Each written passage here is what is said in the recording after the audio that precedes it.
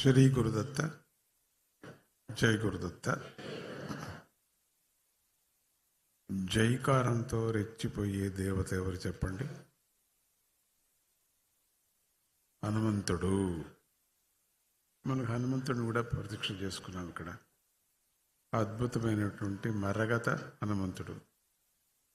ఆ స్వామిని తీసుకురావాలంటే మనం ఇక్కడికి వచ్చున్నారే,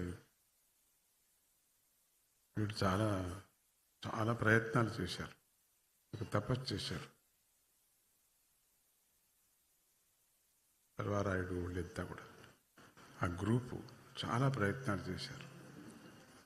అర్చనలో పెట్టుకుంది, నేను ఇవ్వనయ్యా ఒకటే ఉంది అన్నా కూడా వదలుకోకుండా ఒక తపస్సులాగా చేశారు.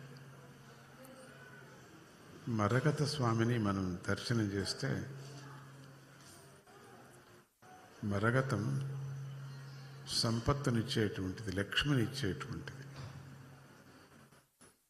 ఇక్కడ మరగత ఆంజనేయ స్వామి అన్నప్పుడు జ్ఞాన సంపత్తునిచ్చేటువంటిది. రెండవది, మరగతం నీళ్లు తాగితే ఆరోగ్యాన్ని ఇచ్చేటువంటిది. సో ఆరోగ్యము, ఐశ్వర్యము, జ్ఞానము ఇవన్నీ కూడా మనకు సమకూర్చేటువంటిది మరగత ఆంజనేయ. ఎక్కడ దొరకడు మనకు. గ్రీన్ స్టోన్ దొరుకుతుంది, మరగత అంటారు దాన్ని. ఆ గ్రీన్ స్టోన్ని, ఇది ఒక గ్లాస్, ఇది గ్లాస్ లాగా ఉంటుంది అంతే. ఇది అది చాలా కష్టం చెక్కేది కూడా. ఒక ఏటు పడితే ఇరిగిపోతుంది. ఎన్నో ఏండ్లుగా భూమిలో ఉంటే మాత్రమే అది ఆ శిలకి ఆ గుణం వస్తుంది. రెండవ దాంట్లో ఎప్పుడు కూడా లక్ష్మీదేవి సంచారం చేస్తూ ఉంటుంది. రెండవది, మరగత నీళ్లు మన మీద పడుతూనే నరదౌర్బల్యం, స్కిన్ ప్రాబ్లం. ఈ మధ్యకాలంలో స్కిన్, హార్ట్, నరం చాలా రోగాలు వస్తున్నాయి. దీనికి అధిపతి స్వామి హనుమంతుడు. అటువంటి హనుమంతుడిని మనం ప్రతిష్ఠ చేసుకున్నాం ఇక్కడ. చాలా రోజులుగా స్వామీజీ దగ్గర అర్చనలో ఉండినటువంటి స్వామి. 75 భాగాలు ఆయన చూడటానికే నేను వచ్చాను ఇక్కడికి.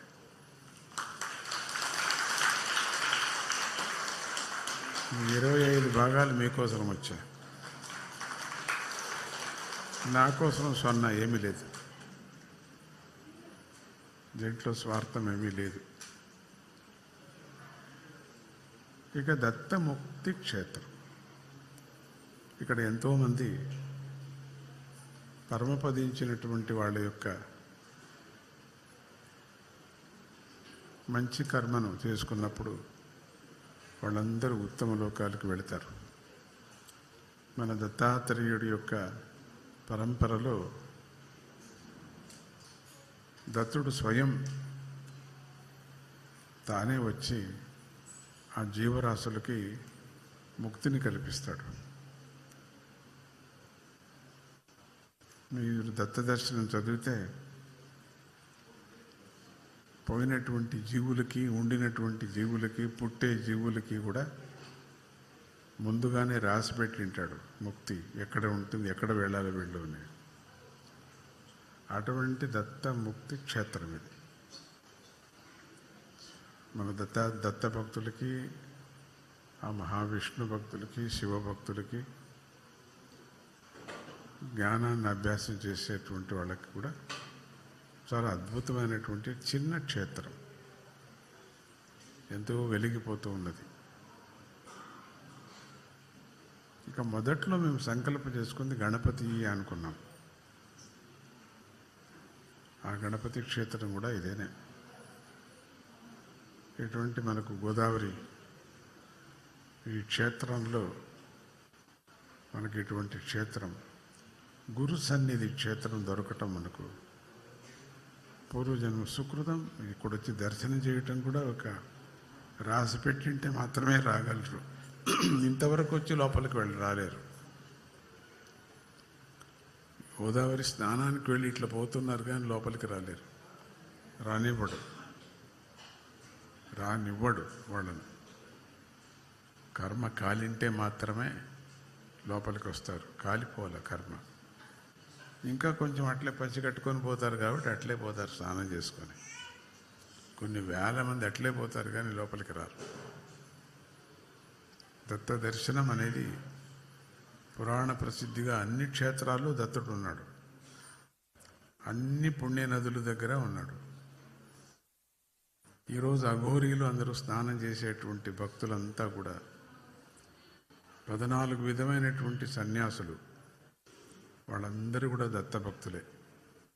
కొన్ని కోట్ల మంది దత్తభక్తులు. దత్తాత్రేయుడు లేనిది ఏ మహాముని కూడా ఉండలేడు, లేరు. అటువంటి దత్తుడు మనం, ఎందుకంటే విష్ణుగా ఉన్నాడు, శివగా ఉన్నాడు. అక్కడ జ్ఞానాన్ని ఇచ్చేటువంటి వాడు.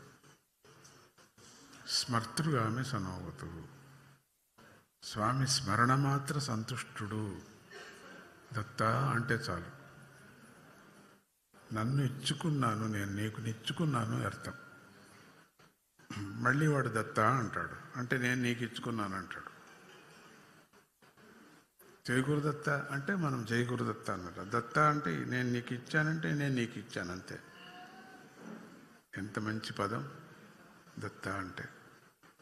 సకల పాపాలు నాశనం అయ్యేటువంటిది. పాపం క్షయం కాకపోతే దత్త అని మాట కూడా చెప్పలేరు చాలామంది. అసలు వాళ్ళ నోట్లో మాట రానేది రాదు. చచ్చేకి ముందైనా ఒక్కపారైనా దత్త అనమని చెప్పాడు పురాణంలో. ఒక్కపారైనా దత్త అని. నువ్వు అనకపోతే విను అన్నాడు. చెవులతో విను అన్నాడు. బలవంతంగా అయినా విను అన్నాడు.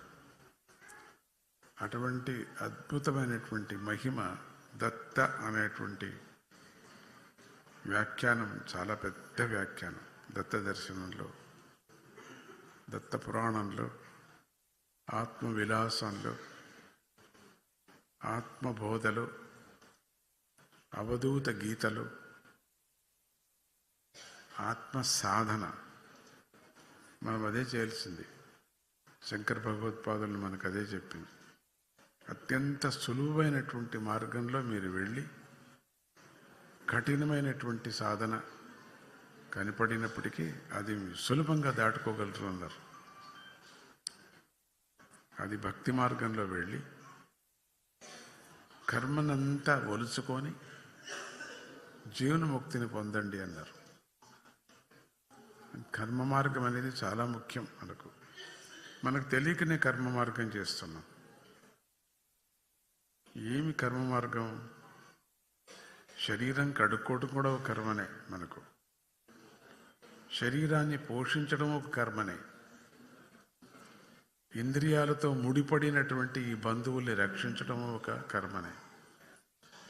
ఇంద్రియాలతో ముడిపడి కొన్ని తప్పులు చేశాం, దాన్ని సరిచేసుకోవటం కూడా ఒక కర్మనే. ఇంద్రియాలతో కొన్ని మంచి పనులు చేస్తున్నాం, దాన్ని అనుభవించడం కూడా ఒక కర్మనే. ఆహారం జ్ఞానేంద్రియాలు ఇచ్చపడి తింటాయి, కర్మేంద్రియాలు అనుభవిస్తాయి. రోగంలో పడేవి కర్మేంద్రియాలే పాపం. జ్ఞానేంద్రియాలు కేవలం ఆపేక్ష పడుతూ ఉంటాయి. నాకు అది కావాలా, నాకు 10 లడ్లు తినాలా అనిపిస్తుంది. జ్ఞానేంద్రియం చెప్పేస్తుంది అంతే. అది తినిన తర్వాత అనుభవించేది ఎవరు? కర్మేంద్రియం. డర్రో బుర్రో నానా అవస్థ పడుతూ ఉంటుంది, కడుపు నొస్తుంది. అప్పుడు కర్మేంద్రియం అడిగితే జ్ఞానేంద్రియం నేను అపేక్ష పడ్డా, నువ్వు తినమని చెప్పానా? తిన్నావు నువ్వు, అంతే. నువ్వు కంట్రోల్ నువ్వు చేసుకోవాలి. అందుకని గురువుని ఆశ్రయించాలి. కంట్రోల్ చేసుకొని కిటుకు చెప్తాడు ఆయన. నువ్వు గురువుని ఆశ్రయించవు కదా, నువ్వు చాలా పెద్ద మనిషి కదా, నువ్వు నమ్మకం లేదు కదా నీకు. నీలో నీకు నమ్మకం ఎక్కువ ఉంది కదా, ఎక్కువ. నీలో నీకు నమ్మకం అనేటువంటిది ఎటువంటిది? నాశనమయ్యే నమ్మకం నీలో నీకుండేది. సద్గురువుని నమ్మితే ఉద్ధరించేటువంటి నమ్మకం అది. మనలో మనకు నమ్మకం అనేది పరమాత్మని గురించే చేయాలి, కానీ ఇంద్రియ సుఖాని కోసం చేయకూడదు. మనమంతా ఇంద్రియ సుఖానికే చేస్తున్నాం. పుట్టిన తర్వాత తల్లిదండ్రులు ఎంత హింస పెడతారంటే, పెళ్లి చేసుకో, పెళ్లి చేసుకో, నేను గోతిలో పడ్డా, నువ్వు పడు, నువ్వు పడు, నేను ఇంద్రియాలు వ్యామోహం పడ్డా, నువ్వు పడు, చావు పడు, చావు పడు, నువ్వు మాత్రం లేకపోతే పుణ్యానికి వెళ్ళిపోతావు, నేను మాత్రం నరకానికి పోతాను. ఇట్లా పడేస్తారు. పడిపోతాం, తప్పకుండా పడిపోతాం. ఇంద్రియాల సుఖం, శరీరమే ఆత్మ అనుకుంటాం. ఇది ఆనందంగా ఉంది మనకు అనిపిస్తుంది. ఇంతకన్నా ఆనందం ఏముంది ప్రపంచంలో? ఆహా, నా పెద్ద కూతురు వచ్చి నాకు లడ్డు చేసి పెట్టింది, అబ్బో ఎంత ఎంత ఆనందమో, ఎంత సంతోషమో. ఇంద్రియ సుఖం. ఆ ఇంద్రియ సుఖం క్షణం అంతే. పెళ్లి చేసుకున్న 6 నెలలు అంతే. పెళ్లి చేసుకున్న ఫస్ట్ డేనే నీ జన్మజన్మలకు నాకే, నువ్వు నాకు, నువ్వు నాకు, నువ్వు నీ తలక ఈ జన్మ అయితే చాలు, ఇంకా 6 జన్మజన్మలకి ఏమిటి నీ తలక ఏమిటి? ఆ కామంతో ఏదేదో మాట్లాడతాం. మాట్లాడిందే కామం, విపరీతమైన కామం, ఆశ. ఇక్కడ కూర్చున్నా చాలామంది కామాన్నే యోచన చేస్తుంటారు. ఇట్లా ఉంటుంది, అట్లా ఉంటుంది, ఇట్లా ఉంటుంది, అట్లా ఉంటుంది, ఇట్లా ఉంటుంది. అదే యోచన చేసేది మనం. దరిద్రం, పాడు. అయినా వాళ్ళకి అదే లోకం, అది ప్రపంచమే. అది ఇంద్రియ సుఖం ఎంత బాగుంది. ఆ కామ వీర్యం బయట పోయేంత వరకు, తర్వాత అంతే, ఫినిష్. మళ్ళీ తిను, మళ్ళీ కామం. ఏంటో అప్పుడప్పుడు ఎద్దుల్లాగా, పశువుల్లాగా అనిపిస్తుంది మనకు జీవితం. జ్ఞానం అనేది మనకు ఎందుకు ఎక్కడ పోతుందో తెలీదు. మాట్లాడుతున్నాం, చదువుతున్నాం, పుస్తకాలు రాస్తున్నాం, కామంలో పడి చేస్తున్నాం. ఇదే సుఖం అంటున్నాం. ఒక పక్క దీన్ని ఆచరిస్తున్నాం మంచిది, ఇంకొక పక్క దీన్ని ఆచరిస్తున్నాం. ఎంతమంది పిల్లలు? 3. చెయ్యి, నాకు 10. ఏమనుకున్నావు? కను. హిందూ ధర్మం ఉద్ధరించాలి మనం. కను కను కను. నీవు ఎక్కడ పోతున్నావు అని యోచన చేయి. అంటే నువ్వు పెళ్లి చేసుకోవద్దని చెప్పలేదు నేను, సంతానం వద్దు నేను చెప్పలేదు. జ్ఞాపకం పెట్టుకోండి. నువ్వు తప్పు చేస్తున్నావని నేను చెప్పలేదు. అదే పని పట్టుకున్నావేం చెప్తాను అంతే. అదే చింత, అది వదలండి అని చెప్తాను అంతే.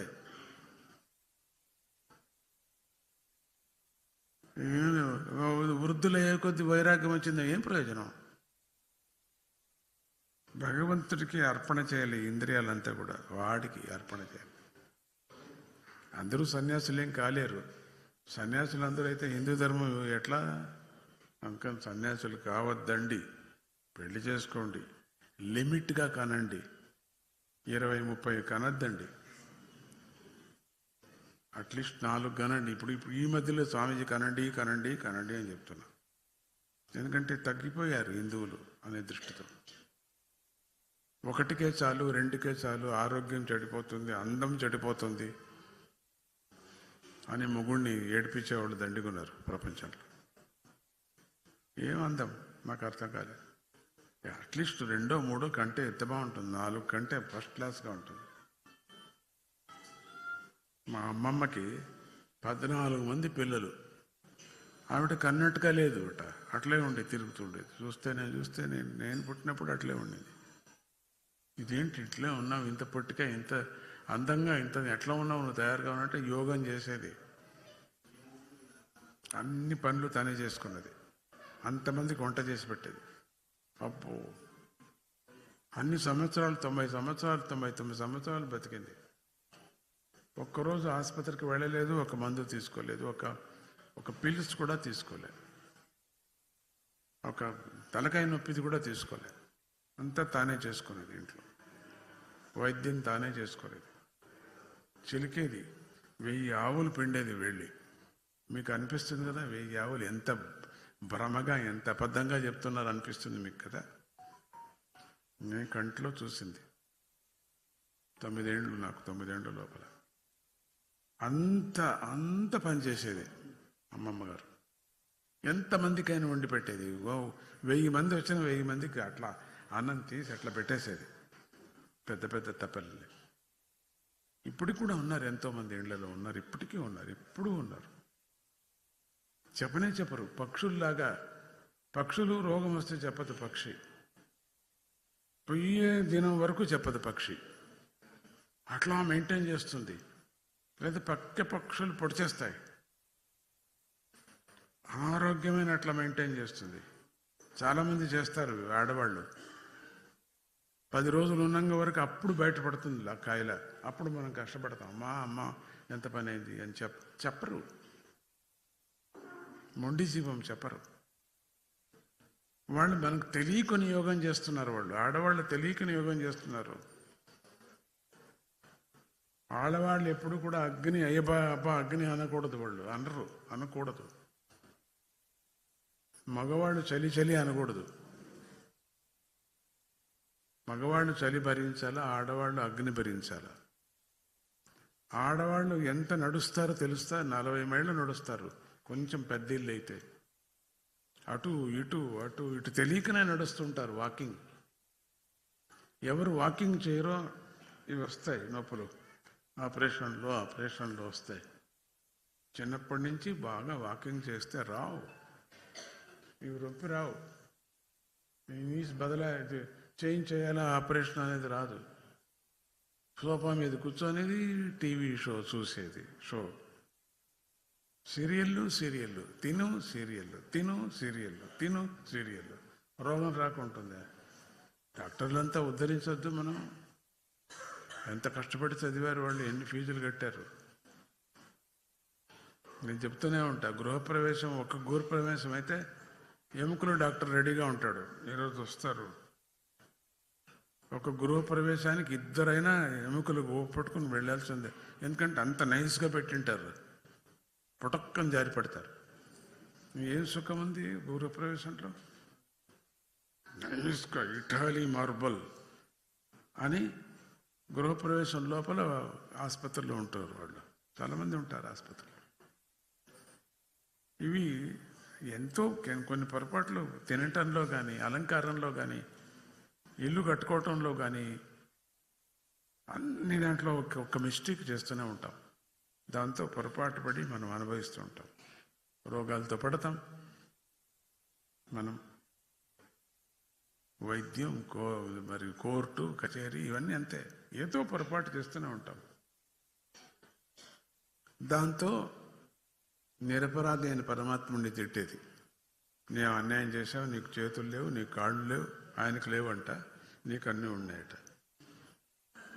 నా ప్రార్థన నువ్వు వినలేదు, నీకు చెవులు లేదు, ఆయనకు చెవులు లేదు. సర్వంతర్యాన్ని చెవులే అక్కర్లే పరమాత్ముడికి. నీకు కళ్ళు లేవు, ఆయన ప్రపంచమంతా కండ్లే ఆయనకి. నువ్వు అన్యాయం చేశావు, లేదు నీకు న్యాయమే చేశాను, నీకు ఇట్లా చేస్తేనే నువ్వు నా దగ్గరికి రాగలవు, నువ్వు తొందరగా. ప్రతి ఒక్కరికి ఏదే జరుగుతుందో అంతా న్యాయమే. మనం అనకూడదు అన్యాయం చేశావు, ఏం న్యాయం నీకేం న్యాయం తెలుసు? అయితే పుట్టించినవాడు వాడు, తీసుకునేవాడు వాడు, పెంచేవాడు వాడు, అంతా వాడి కంట్రోల్లో మనం ఉన్నాం. తోలుబొమ్మలాట ఆడుతున్నాడు. వాడిదేంటి అన్యాయం చేయటం? నీ తలకాయ ఏదో నోటుకు వచ్చినట్టుగా బుద్ధి ఉంది అని మాట్లాడటం తప్పు. దైవ నింద, గురు నింద మాటిమాటికి చేస్తున్నాం. నేను ఇంత జపం చేశాను, నేను జపానికి దానికి సంబంధమే లేదు. దానికి దీనికి లెంక పెట్టకూడదు. అది వేరే, ఇది వేరే. అది పుణ్యం, అది సంగ్రహించా, ఇది పాపమే. మైనస్ చేసుకోని కాదు. ఇది అప్పులే, ఇది వడ్డీ అప్పులా, ఇది కాదే. అది వేరే, ఇది వేరే. నువ్వు తెచ్చుకున్నావు, ఇప్పుడు చేస్తున్నావు. ఇక్కడి నుంచి పోతావు, మళ్ళీ దీన్ని తీసుకుపోతావు. కుళ్ళు పడకూడదు. వాడు అట్లున్నాడు, నేను ఇట్లున్నాను. అవును, నువ్వు ఇట్లున్నావు. నువ్వు తెచ్చుకుంది ఇది, వాడు తెచ్చుకుంది. సముద్రం నీళ్లు వెళ్తావు, చిన్న పాత్ర తీసిపోతే చిన్నది, వాడు బకెట్ తీసిపోతున్నాడు, వాడికి అంత ఇది, వాడు బకెట్ తెచ్చుకున్నాడు, నువ్వే అంటున్నావే బకెట్ తెచ్చుకున్నాడని. బకెట్లో నీళ్ళు నువ్వు ఇంత చిన్న గిన్నె తెచ్చుకున్నావు, గిన్నెలో నీకు అంతే, ఇంత సముద్రం, ఇంత నీ గిన్నె ఇదే ఇంతే, ఆయన బట్టలు ఆయన పెద్దది తెచ్చిపోతున్నాడు. బకెట్ వాడిని తిడతావు, నిన్ను నువ్వు తిట్టుకో, నువ్వు బకెట్ తెచ్చింటే బాగుంటుంది, తీసుకురాలేదు, మీ దగ్గర లేదు. సముద్రం వేరే తిడుతున్నావు, ఇంత నీళ్లు ఉన్నాయా, మంచిదే, అంత నీళ్లు ఉన్నాయి, ఉండకూడదా? కుళ్ళు నేను ఇంత చేసే నాకు రాలేదు. ఆ కుళ్ళు నుంచినే మనం పాపానికి పోతున్నాం. ఫస్ట్ ఉండేది భగవద్గీతలో చెప్పేది అంటే కుళ్ళు ఉండకూడదు అని చెప్తుంది. మనలో కుళ్ళు అదే ఉండేది, జెలస్. వాడు పాస్ అయిపోయాడు, నాకు తెలుసు వాడికి ఏమి రాదని పాస్ అయిపోయాడు, ఎందుకు కుళ్ళు పడతావు? వాడు అదృష్టం అట్లా ఉంది, నీ అదృష్టం అట్లా ఉంది. నువ్వు ప్రయత్నించు, మళ్ళీ నువ్వు ప్రయత్నం లేదే, నీ జ్ఞానం ఎక్కడో ఉంది. ఎప్పుడు టెలిఫోన్ చూసి తిక్కుతూ ఉంటావు, ఇట్లా తిక్కి తల వంచుకో. ఐఫోన్ చెప్తుందట, ఒరే నువ్వు తల వంచుకొని తిక్కరా, జీవమాన పర్యంతం నేను తల వంచుతానంటుంది. ఎత్తనే ఎత్తదు, తల ఎత్తలేం మనం. అదే మంచి పుస్తకాలు చదువు, తల వంచుకొని చదువు, తల ఎత్తేటట్టు చేస్తాను రా అంటుంది పుస్తకం. తల ఎత్తిస్తున్నాను, నేను ఎత్తిస్తాను నిన్ను, ఈరోజు తల ఉంచుకొని నన్ను చదువు, నిన్ను తల ఎత్తేటట్టు చేస్తానేను అంటుంది. అదే టెలిఫోన్ ఉంటుంది, నువ్వు తల వంచుకొని చూడరా, నేను జీవమాన పర్యంతం తల వంచుకొనే ఉంటుంది. అదే ఆ టెలిఫోన్ అట్లా అంటుంది. అది ఇక అంతే, అక్షి అనటం, వేయటం, లైకులు చూడటం, ఈ దరిద్రం నాకు అర్థం కాలేదు. ఒక చిన్న వీడియో తీయటం, వేయటం, లైకులు చేయటం. సైకిల్లో ఒక ఎర్రని పడితే తీయటం, దాన్ని వేయటం, దురభ్యాసం. కాకపోతే మరి ఇదొక రోగం, ఇది అందరికీ ఒక రోగం పట్టుకుంది, అందరికీ కూడా. ఆ రోగం పోవాలి మనకు. ఆ రోగం బోరుడు తీసి పారేసేయాలి తలకాయ నుంచి. నేను దండికి పనులు ఉన్నాయి, చేసే పనులు ఇదే. ఈ పని మనకు మన పని కాదది, మంది కాదది. మనం దానికోసం ఎత్తలేదు అవతారం, దానికి మనిషిగా ఉండేది. ఆ పని మంది కాదది. అయిపోయింది, ఇంతవరకు చేసింది చాలు, ఇప్పుడైనా చాలించండి అని దత్తభక్తులు నేను చెప్తూనే ఉంటా. చాలు, ఇక ఇప్పుడు చాలించండి, ఇంకా కంట్రోల్ చేసుకోండి మీరు. టెలిఫోన్ కావాలా, వచ్చింది. ఒకప్పుడు మా చిన్నప్పుడు మాకు టెలిఫోన్ లేదు, ఏం లేదు.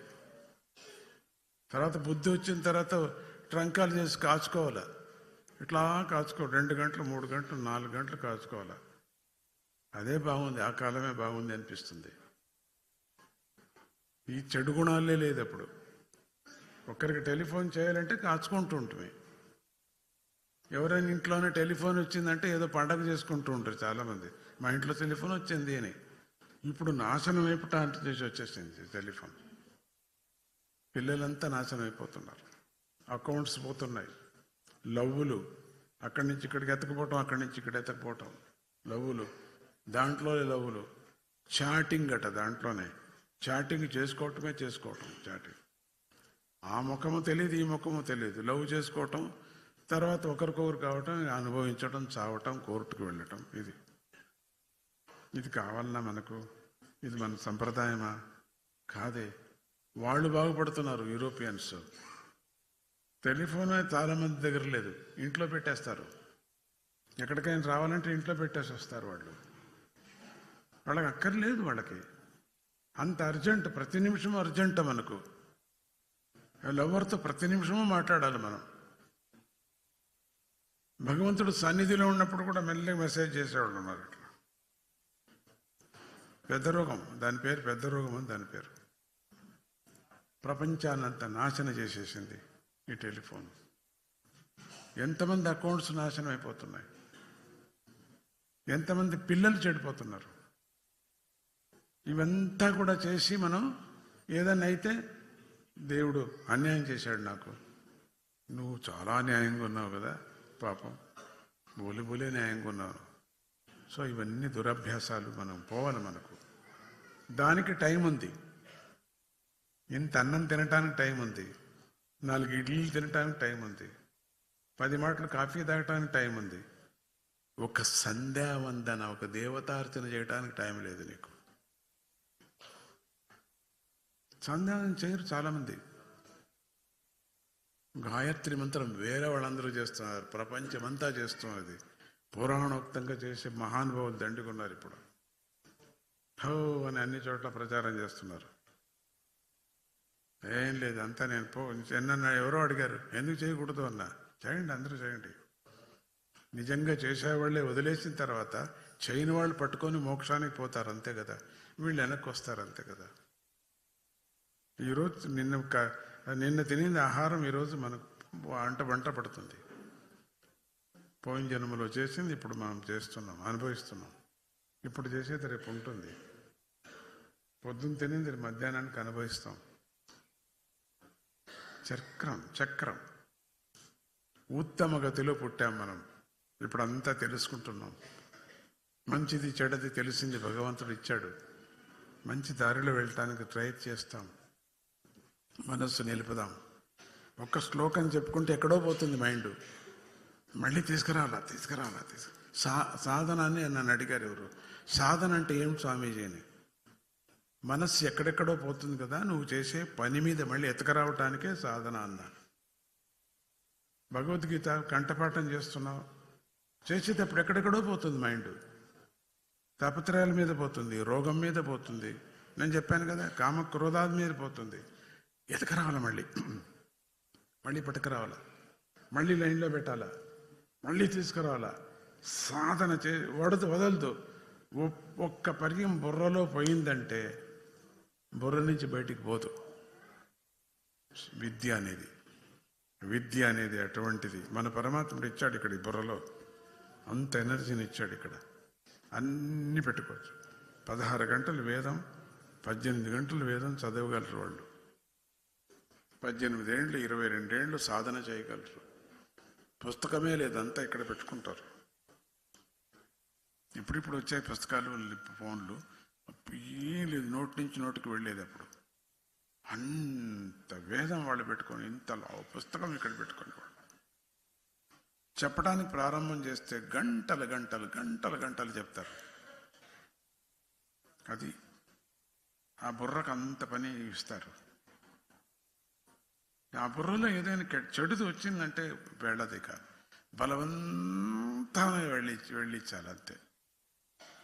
ఏమో లేని పాస్ మార్క్ వేయాలి, లేకపోతే పోతుందిలే, ఉండలే, బ్రాహ్మణికి ఎక్కడ పోతుంది అని చెప్పి ఏం చేస్తావు. కర్మ, మన కర్మ అంతే కదా.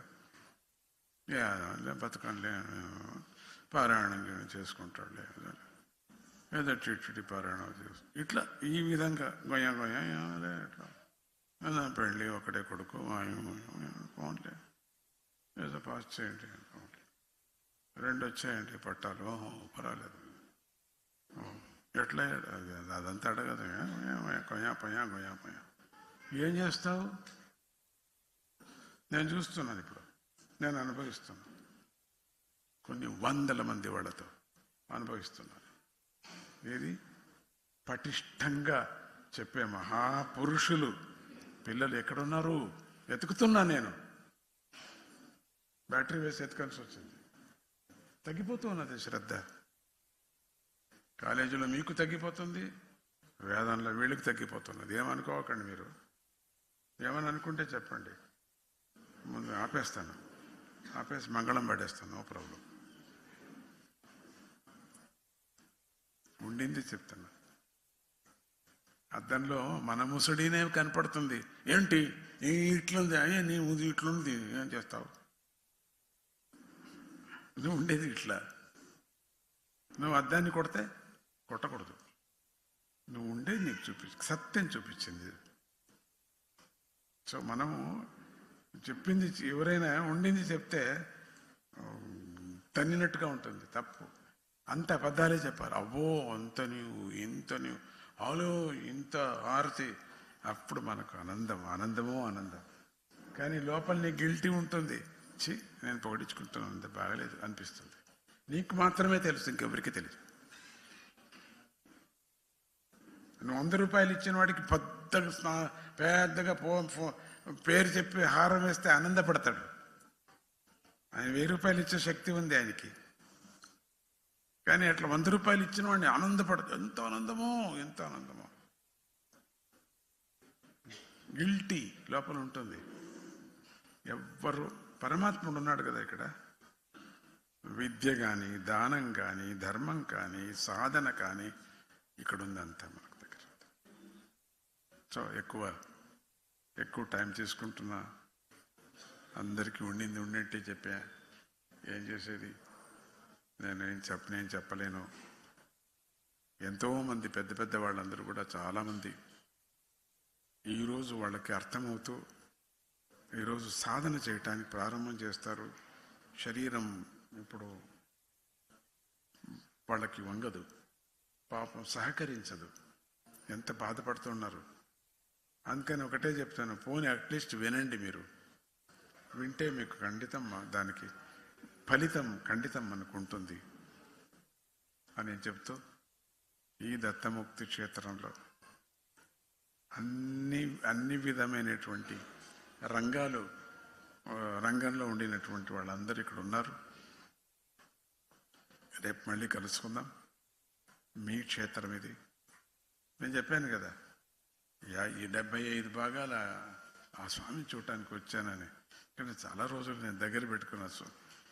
శిల అయితేనేమి, ఏమైతేనేమి, మహత్తరమైన జీవం అది. మాట్లాడుతుంది, అది నా దగ్గర మాట్లాడుతుంది, అది శిల్పం. అందుకని మీరు కూడా ఆ హనుమంతుడిని కొలుచుకోండి. నేను చెప్పే మాట నిజం. మీరు పరీక్ష చేయండి. హనుమంత మంత్రం ఎట్లా, దత్త ఉపాసన, దత్త మంత్రం చాలా కష్టం. అందుకని అత్యంత సులభం చేశారు స్వామీజీ. హనుమంతుని పెట్టారు. దత్త ఉపాసన, దత్త కవచం, దత్త మంత్రం మహత్తరంగా కష్టం. అది దత్తాత్రేయుడు కరుణిస్తాడంతే. ఉపాసన చాలా కష్టం, కఠినం. అది అవధూతుడు కదా. అందుకని ఆయన బోళాశంకరుడు లాగా మన శివుడు కదా, ఆంజనేయ స్వామి బోళాశంకరుడు, అనుగ్రహిస్తాడు అని చెప్తూ, మీలో ఎవరికైనా నొప్పి ఉంటే నాకు ఇచ్చేసేయండి, నేను తీసుకుపోతాను.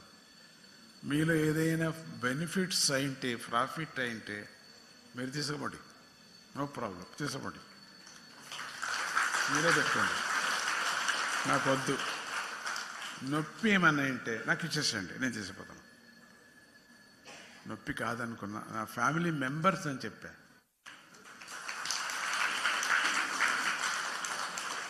నా కుటుంబం మెంబర్స్ అనే విధంగా చెప్పా మిమ్మల్ని. అందుకని సంకోచిస్తున్నా మళ్ళీ ఏదైనా నేను చెప్పానేమో అని. ఏమైనా చెప్పానా? ఓకే, అది కష్టం. మొదలు తిట్టేస్తాను, తర్వాత నేను బాధపడతాను. తర్వాత అయ్యో నోరు ఉండకూడదా అనిపిస్తుంది. నేను నోరు మూసుకున్నా కూడా మాట్లాడుతుంటాను. ఏం చేస్తావు? జై గురుదత్త, శ్రీ గురుదత్త.